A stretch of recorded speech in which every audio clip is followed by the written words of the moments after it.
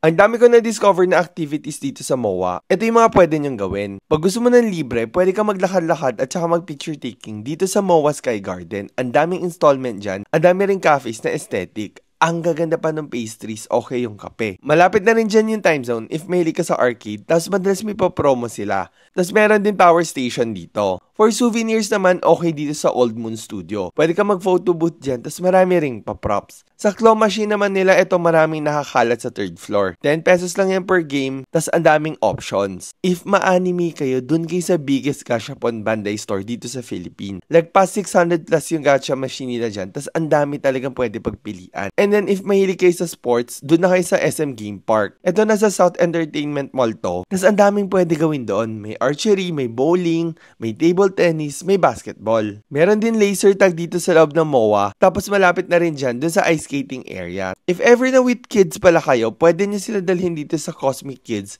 or Tiny Town. Eto, both yan pambata at saka for sure mag-e-enjoy talaga sila. If ma-outdoors naman kayo, okay punta nyo SM by the Bay. Okay mag-bike-bike doon, pwede yung may angkas, tas marami ring rides. Pwede ka rin maglaro ng mga carnival games kung gusto mo ng mga stuffed toy.